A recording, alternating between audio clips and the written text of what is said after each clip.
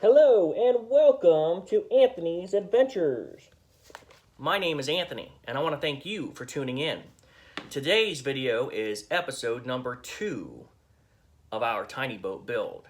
In today's episode, we're going to go over anything that went into the bodywork and the painting of the boat. And I do have to say, by far, this was one of the longest stages of the boat build. I started in January and it was really super cold outside, so I had to contend with that and being able to see my breath in this very garage while I was trying to strip and paint the boat. So it took longer than expected. But I want to take you with me along the way, all the way back to where it first started. And what I want to do is I want to show you everything that I used in this stage of the boat build. So these are the tools that I used throughout this process. There are some things that I'm going to be showing you later on in the video, like the citrus orange paint stripper and also the JB weld that I used for the rivets. So there will be some different things that I'm going to show you later on in the video. The first thing though that I would suggest that everybody gets is a respirator and personal protective equipment, because you're going to be exposed to a lot of different chemicals and fumes and whatnot, and you want to limit that exposure as much as possible. I mean, for 15 bucks to save your lungs and whatnot, I would highly suggest that. Now, I used these wire discs or brushes. I mean, these wire brushes to kind of grind the paint off, sand it off, I guess you should say. This one was used for kind of like around the rivets, and if there was like creases and whatnot, then I could get into those spots, and this was just for the main body work of it. Underneath here are my drill bits that I have. I started off with this cordless drill, but I went through too many batteries and I got tired of it when I was sanding paint off, so I ended up using this electric drill. I use a combination of both of these drills. A lot of times I'll use this one to kind of drill through, and this one to screw in screws and whatnot. So I kind of use a combination of them both. These are cutting discs for the grinder. These are grinding discs. That's the grinder that I used. This is brazing rods and a palm sander for sanding down the little imperfections and stuff like that after I got the whole boat stripped and sanded down. And I washed it off, and then I went over one more time with the palm sander, and then I washed it off and wiped it down with acetone. This is also a torch that I picked up. It helps with the brazing. You will need that. And then this is the rivet gun that I was using to put the rivets in.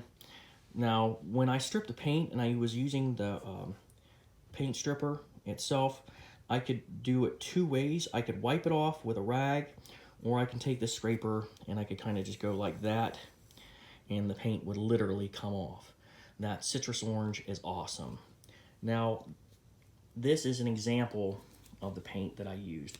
This is one of the colors that I used, and I got many cans of that. But I also used a gray self-etching primer of the Krylon paint, and that's what I used as a primer coat for the whole boat. So this is the citrus orange paint stripper that I used. I highly recommend it. It works in very low temperatures, at least for me, like freezing temperatures, because that's what I was working with it in. I basically took a rag and wiped it all over my boat liberally. I mean, it was a very thick coat that I put on there, and when I waited 24 hours and I came back, I was able to wipe it off with a cloth or very easily scrape it off with a putty knife.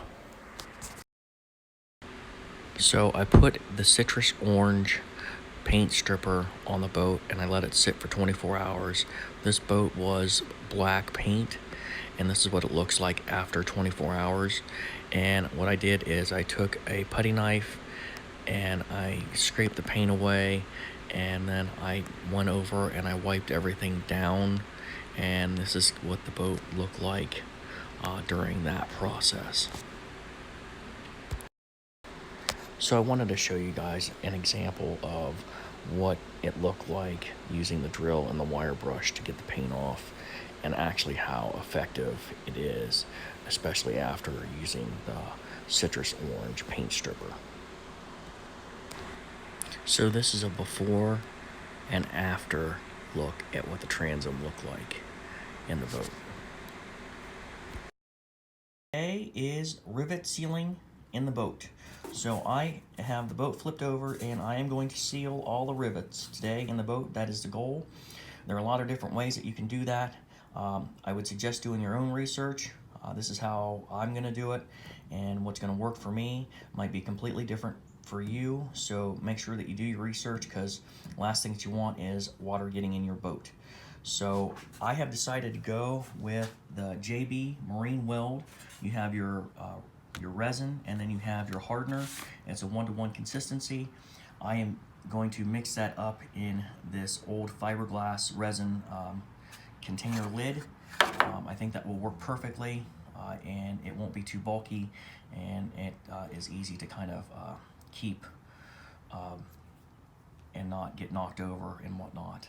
So I am going to first try to apply it with this spoon and maybe the end to kind of get around in the cracks and get that JB weld in there and kind of go over it like that. So, all right guys, stay tuned.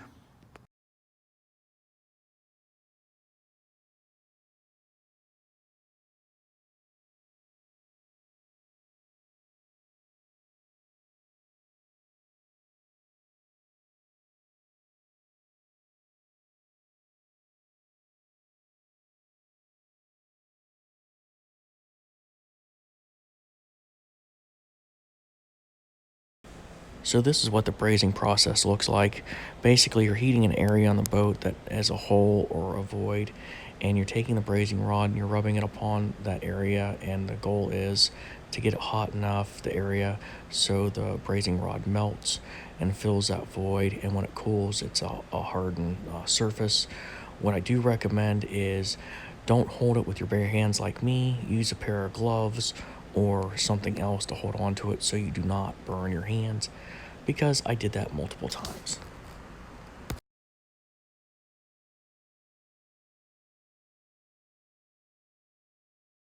Today is paint day. All right, so I'm going to try to demonstrate how I'm painting my boat using the spray can method. And I'm sorry if the camera shakes, so I occasionally have to give the can a little bit of a shake.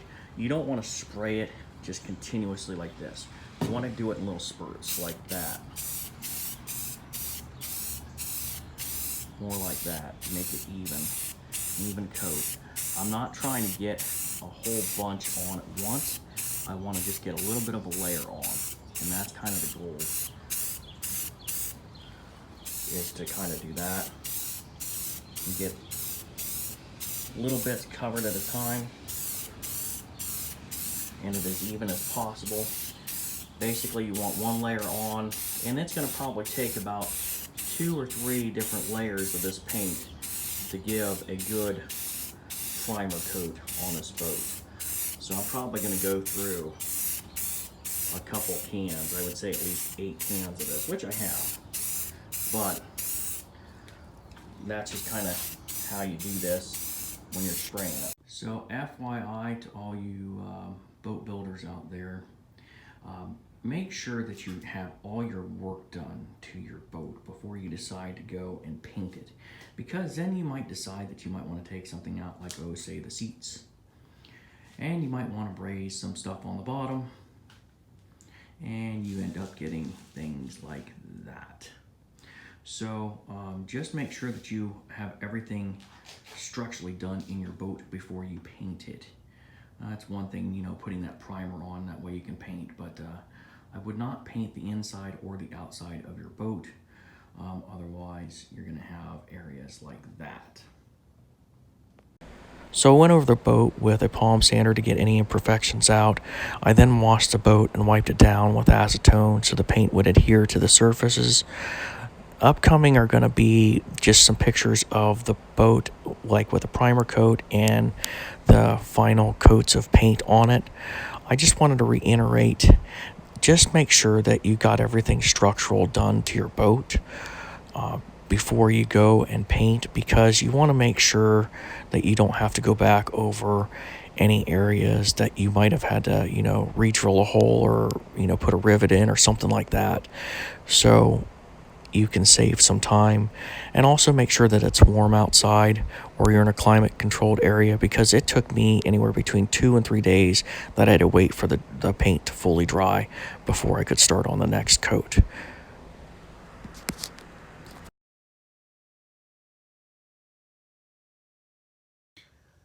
So this is the bodywork and paint stage of my boat build. I wanted to share with you guys the mistakes that I made, the things that I've learned, and that way you can learn from my mistakes, and any information that works for me, hopefully that works for you. I suggest that you do your research.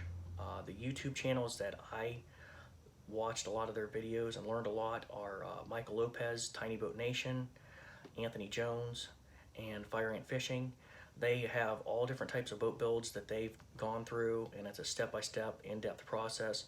So I highly recommend that you check those guys out. I also belong to Tiny Boat Nation's Patreon page, and there's forums that I have access to being a member, and I would highly recommend that if you really want to get into this. Because if you have questions and stuff like that, you can ask that on those forums and you get a lot of good feedback. So I suggest that you do that. So that's why I wanted to kind of bring, all this to you guys in these different episodes. Episode 3, which will be coming up, will be going over the subfloor. So I hope this video has helped you. I want you guys to be able to enjoy your tiny boat builds and have as much fun as possible.